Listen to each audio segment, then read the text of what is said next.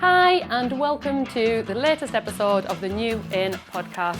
I'm Cathi Harrison. Thank you so much for joining us today. If you've ever considered a career in finance, then this is the podcast for you. So before we meet our guest for this episode, just a little interesting fact to share about me, which actually ties into the guest and ties into the jewellery that I am rocking today, is that alongside my finance qualifications, I actually also have my wine qualifications. So I've got my level 1 and 2 qualifications, and I have considered maybe going a little bit further, all the way up to level 4. However, I don't think I actually need an excuse to drink even more wine than I already do. But it ties in really nicely with today's episode because Ilana will be interviewing Simon, and Simon's actually done quite an unusual route of previously having a career as a wine merchant and has now progressed from that and moved over into the world of financial services. So let's go listen to Simon's conversation with Ilana and find out why he's made the change and how he has found the move into financial services. A huge welcome to NewIn, Simon. This podcast is where we meet the people changing the future of finance. You're one of them, and show others that this is not the, something that really bugs us, is that it's the I just fell into it profession. And we want others to know that there are people actively choosing to work in personal finance, excited by the opportunities on offer.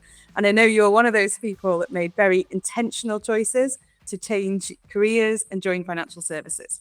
Absolutely. Thanks very much. Well, let's start in exactly this moment by hearing what you say today when somebody asks, what do you do? Great question. Well, I can now say I'm about to start working in financial services. Fantastic. My cohort on Verve was generously sponsored in part by Carlton Wealth Management. Yeah. And I've had a few meetings with Tom Ham recently, and I am joining Carlton. I'm going to do 6 months in the back office, looking at how everything works. And then after that, there's a financial advisor position for me.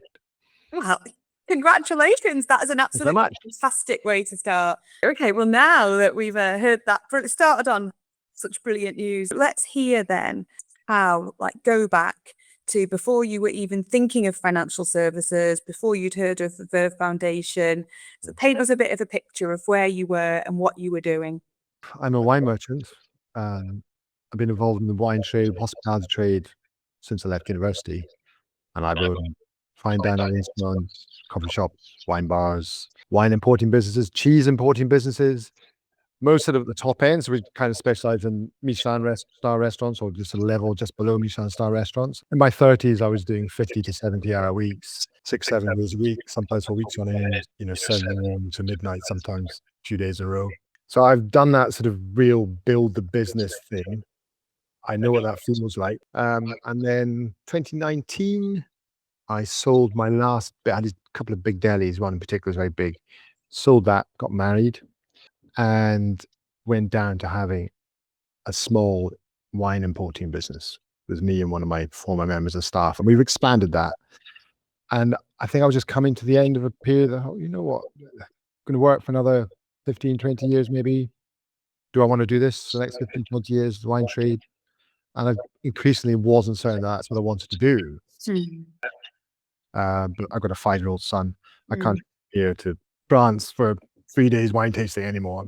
I can hear there that you were actively seeking a change, it sounds like, due to the flexibility, the time, the commitment, the change in your circumstances with a young family. Yeah. So, at what point did it come into your head? Financial services, that sounds like. Well, it first came to my head a long time ago when I was 40. I spoke to my accountant that maybe I could retrain to be an accountant. I've always been interested in numbers. Okay. I've always done all the planning for my business. And for various reasons, I didn't go down that route. And then I turned 50. And this is midlife crisis stuff, right? And right, now is the time. If you want to do something now, do something. Now, this is it. Because otherwise, literally, you will be too old. And so it was literally, right, okay, do I want to be a wine merchant for the next 15 years or just a wine merchant? No, was the answer. Do I have lots of transferable skills for the financial planning environment? Absolutely. Am I interested enough in the nitty-gritty of it? Yes, I am. It was kind of, I didn't fall into it. I absolutely chose it because I thought my skill set was suitable for it. Yeah. Most people might get a motorbike or a really inappropriate car, but if we can make the new midlife crisis that people retrain into financial services, personal finance, I mean, that's going to be great. What was it you thought about, what was the perception that you actually had of financial services? Another one of the reasons was my father went into a care home, where he still is, bless him. And then I looked at his finances, and I'm his power of attorney. I've got to do all this stuff for you now. And ISAs hadn't been used. Various decisions had been poor decisions. And his experience of financial advice was very transactional. And I could really see the shortcomings in that. And I thought, well, there must be a better way of doing this. The bit that interests me is the relationship stuff, because that's my skill set. I've got customers I've been looking after for more than 2 decades, family businesses that have relationships with the parents and then the children who are now running the business. And that's important to me. And I could see that happening in the financial world. And I can see the need for it at all different levels of wealth or non-wealth. I think that is the exciting place that we're in right now, which is this recognition that there's easy skills and there's hard skills. And the financial advice element were always classified as the hard skills, doing the exams, like reporting the right advice, tax optimization, recommendations. Yeah. And everything that's always been known of value, your peace of mind, the trust, the building that relationship, has been not classified as easy, but kind of not really quantified. And I think the recognition now is actually this is the really hard stuff. People want someone that are warm and approachable. It's actually really hard to learn to be warm and approachable if you're not. Yes. It's really hard to know how to express the right level, those relational skills with someone who needs help during a bereavement. And so people that are able to come in and have all that experience working with clients in other fields is really exciting. It got to a stage that I think they employed maybe 20 people. So it wasn't huge, but about 20. And the most enjoyable part of that was looking after my staff, helping them progress or not, or doing these things. And now I've got former staff who own restaurants of their own or have moved into other bits of the industry. And I was just seeing these young people really blossom and thrive. So I take a great deal of pleasure in helping people achieve their goals. And that's, again, what we're here for, isn't it? I think it's about that planning and to be able to live the life that you want to live. I think a lot of it's to do with background as well. I mean, I think my parents were quite careful with money, should we say. I was always taught to save, and I've always believed you save before you spend. And I've been doing that since I was 30, probably, maybe a bit younger. Yeah. And I probably deprived myself of certain things because, no, I'm going to do that. But I wouldn't have been able to. I took a reduction in salary and eventually almost nothing from my business for a period of time to study. And I wouldn't have been able to do that had I not saved. And I didn't know what I was saving for. You don't always need a goal. I love this thing that Morgan Housel says about something about every pound you save, you're buying an extra pound of your future. You're buying a pound of freedom. And I really buy into that. Yeah. Really buy into that. I absolutely agree. I see it as freedom. Yeah. I think, well, I don't necessarily know what I want in 10 years, but I know I want as much freedom as possible to choose, and make the best decisions. So, So let's think about then, when you thought about the retraining, I think the thing that really gets people to maybe sometimes stay where they are, they start to think about all of the risks and it can paralyze people into changing. So what were the risks that felt biggest to you about taking this move? Okay. Probably personal, and that more of a risk is real failure, or I couldn't do it. So the biggest risk was probably telling friends and family I'm doing this and then not doing it. So that was the biggest risk, reputational. person. I had no idea how to enter the profession at all. So I just started emailing financial advisors, and I was aware of SJP. So they were my initial port of call, because someone said, "Oh, we got a good academy. Even if you don't like them, you'll learn a lot in the academy." But it was clear that the level of commitment they needed in their academy, I was not able to provide. So we had interesting first meeting with them, and then I was told, "Okay, the next meeting is going to be, I want to see a business plan." I said, "Whoa!" I said, "Well, I'm not really ready for this." My father just moved into a care home. My son wasn't yet at school. I was looking after him one full day a week out of my own choice, because I like that, and I thought, I'm not going to miss out on this. And I can't do this. Like, literally, the level of commitment these people need, I can't give. And then I was just saying, well, what's another way into this? And I emailed someone called Catherine Bell. I said to her, "Look, this is me. I'm 50. Should I even be thinking about this? Blah, blah, blah." And she emailed back really quickly, and she put me in the direction of Verve. And she said, "We use Verve for a bit of compliance stuff, help. It's a really good firm. They also have this thing called the Verve Foundation, and they might give you some training or show you the way." And I contacted Verve. I said, "Look, I'm a career changer. I gather you have this thing." And I'm glad I did. I mean, if she hadn't, I don't know what I would have done, because I was aware of the exams. If Catherine hadn't pointed me in Verve's direction, I might just have started doing the exams. And the process, I don't know what the process would have been like for me. When you go into something like financial planning or financial services, if you're choosing to go into it, you have a vague idea of what it looks like. You don't really know. And you don't know the structure, you don't know who's who. But these wonderful people Verve are on tap for any general questions. You can talk to them as much as you like. And they do one-on-one sessions, which is brilliant, because you can ask anything and not feel like maybe. So you learn stuff like this, and in a very supportive, non-judgmental environment, and that's been. Yeah. Oh, fantastic. I honestly have to say that last year was one of my best years for a long time. I just really loved it. You know, That's so nice to hear. Genuinely loved it, and I was thinking, why did I not do this years ago? I really like this. You know, every interaction I've had so far with financial services industry, literally, that's true, has been positive. And I've spoken to lots of people.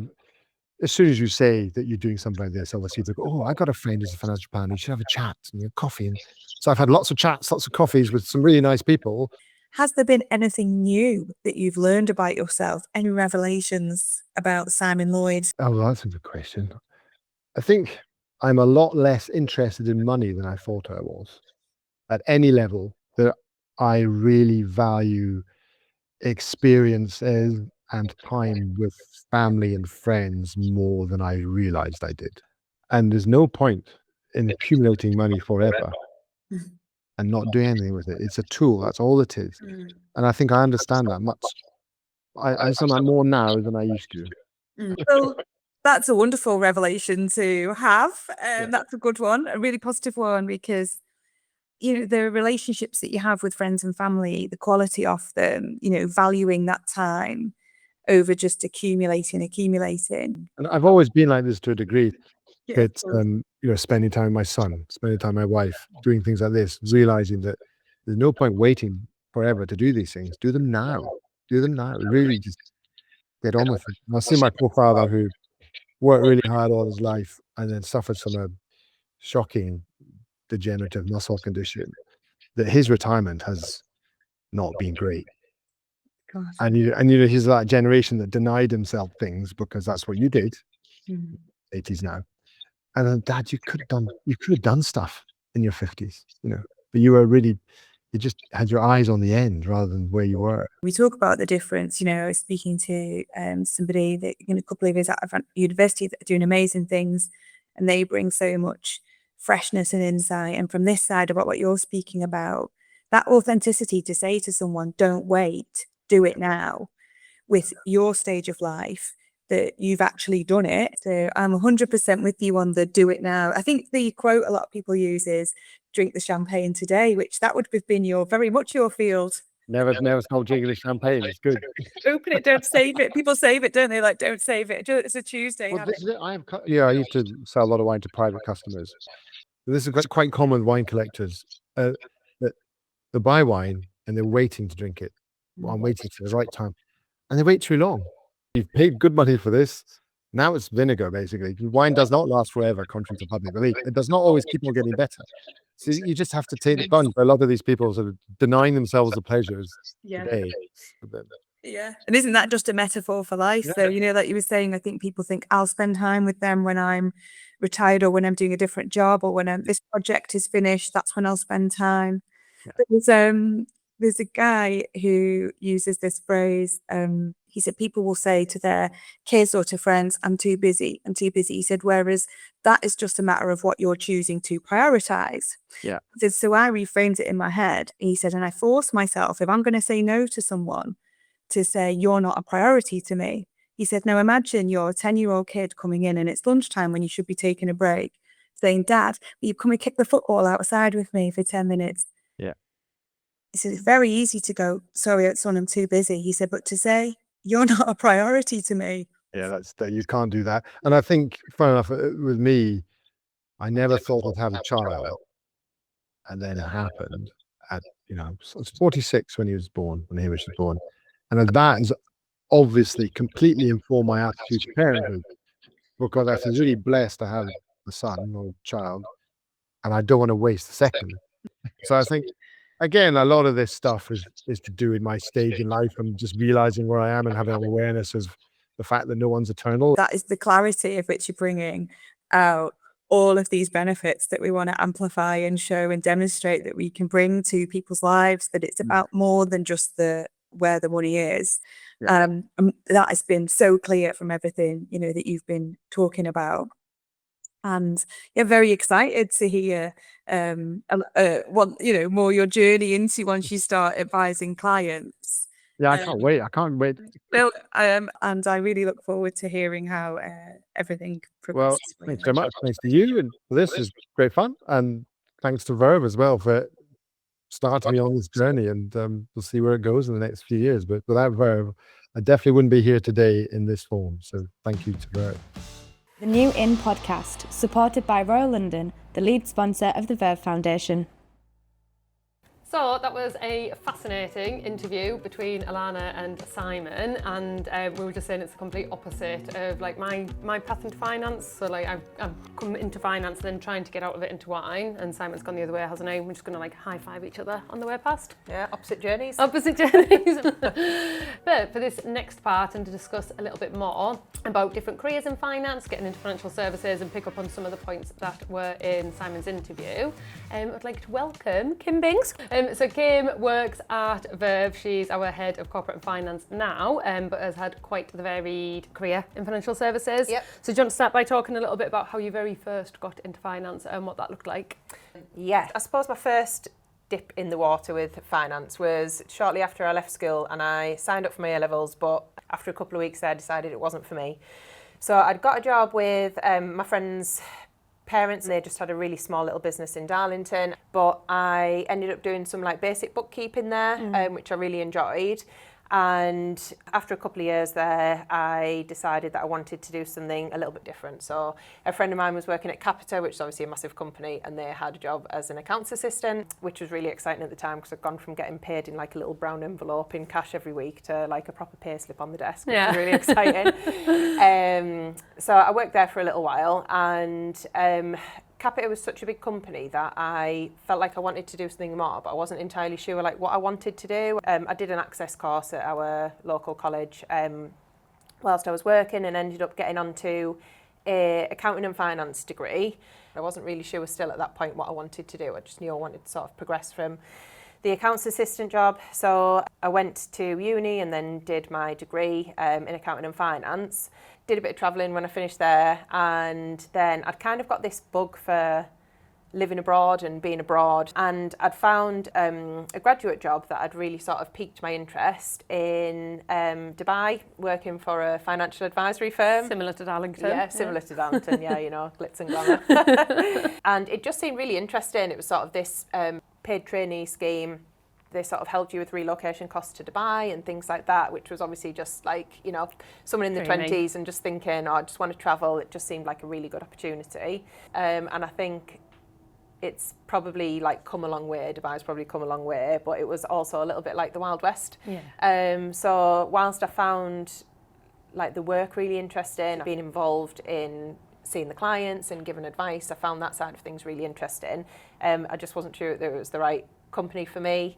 But a great experience nonetheless, although it was like really sort of high pressure sales and a bit like, you know, Wolf of Wall Street. And so when you obviously did your accountancy and finance degree, yeah, and I always talk about the time that I went into a uni and I spoke to students who were doing an accountancy and finance degree and said to them, by the way, you do realise there's other options that isn't just accountancy. Yeah. At the time I was a paraplanner and I was like, here's what like financial services, this is what it looks like, this is what the paraplanner role is. I run my own business as a paraplanner, and I always say like, I'd said to them, like, if anybody's got any questions, come and see me at the end. And like every single person just came over, like they all just piled on, because they were probably similar to you in that they were like, I knew I liked numbers and I'd found like an affiliation on that side of it. Never necessarily felt excited about being an accountant. Yeah, I didn't really know what other like degree to choose. I just thought that one was maybe the most aligned to where I might want to go career-wise. But I had no idea that sort of financial services as a career like even existed in that sense until I'd looked for this graduate job afterwards. I should have come into your uni, shouldn't I? You Got you on that path earlier. And then like on the other end of the scale, so the Wild West in Dubai, like I remember interviewing somebody to come and join our graduate scheme and they going, oh, and you know, I think finance, it'll be a bit like the Wolf of Wall Street. And they really thought they were going to come into this like crazy, cutthroat like environment. And we were going, no, we just need to sit and write some reports. It's quite chill. But obviously you did have that experience, albeit being in Dubai. Do you want to talk a little bit about that side of it and how luckily didn't put you off finance entirely? Yeah, I mean, don't get me wrong, there's like the particular company I work for, they're still around now, they've been around like a long time, and I think there's a lot of good people there. But also I think because of the lack of rules and regulation, especially sort of like cross-border and you know, overseas and stuff like that, you can kind of like get away with some things that obviously like wouldn't happen over here. But there was just one particular moment for me, so I just remember sort of a lot of the advisors, you know, high-fiving each other because someone had took a £125,000 commission from transferring someone's defined benefit scheme, and I was just thinking like, oh God, like I couldn't, like that was their world, very target. And that was their focus, it was just the targets. Did they have a bell? Did they ring a bell? There was a sale? There wasn't a bell, no. There was almost disappointed. When salesy enough.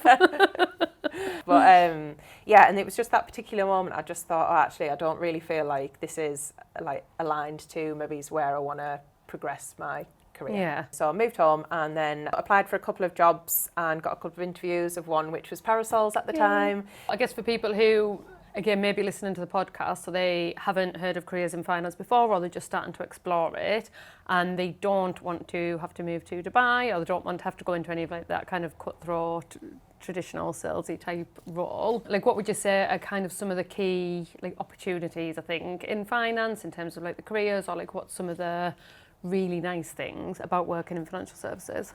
Being able to like educate a wide variety of people in terms of like money and money matters and stuff, I think is really important. But like for us at Verve, I mean, we've had people come through the graduate scheme who've come from all different backgrounds. Like we've had people with degrees in zoology, and they've been able to go into things like marketing roles. Obviously we've got sales, not necessarily client facing, the designers, there's a load of different careers without having to be client-facing or advising the client to still sort of make those things happen in the background. In the interview with Ilana and Simon, he's run his own business for a number of years. He's a very competent, confident, like self-assured, educated man. And despite that, he talks about like his challenges figuring out a career path and getting into finance in particular, into being a financial advisor. Every time we open up applications for our new talent program, we're inundated. Like actually the people, really diverse backgrounds. The volume of people that want to come in is through the roof, and the variety of people is through the roof.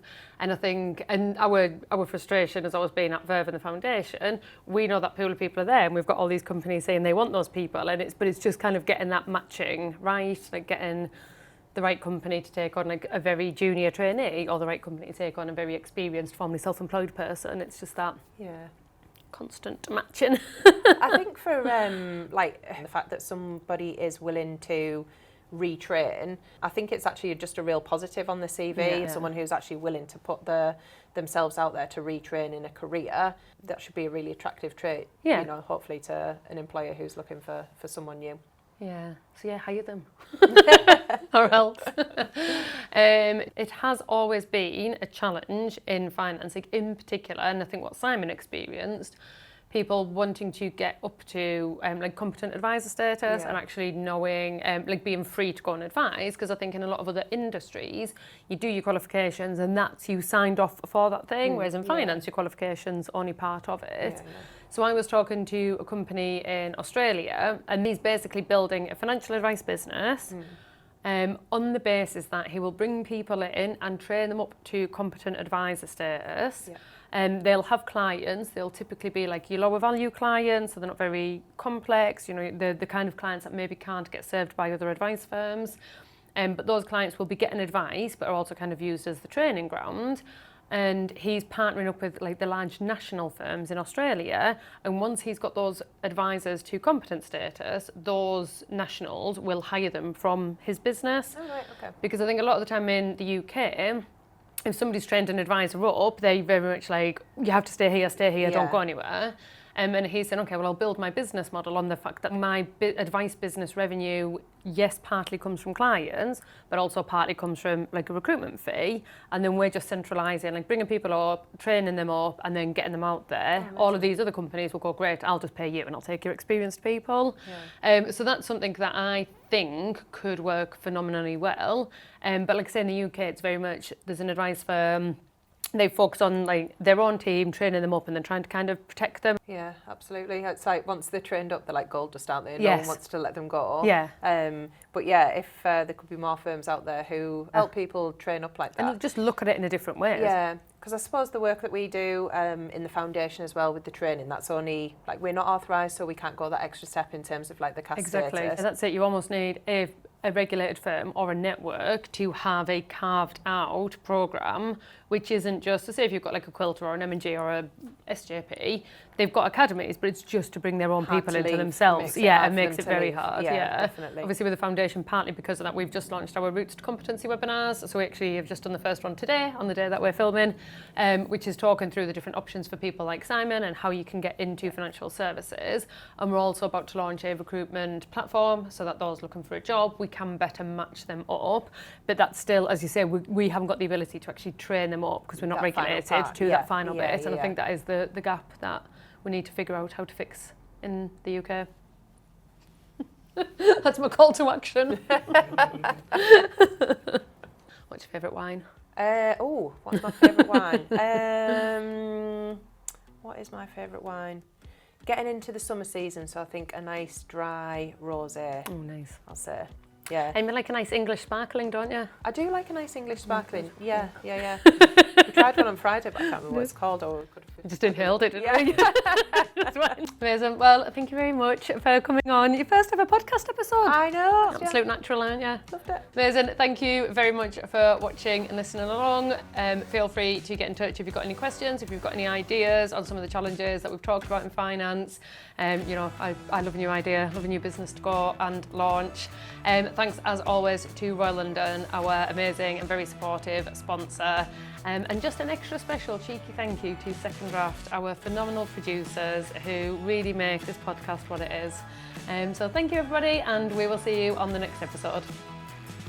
If you're interested in finding out more about a new career in finance, head on over to theartoffinance.co.uk and discover the colourful careers that are available.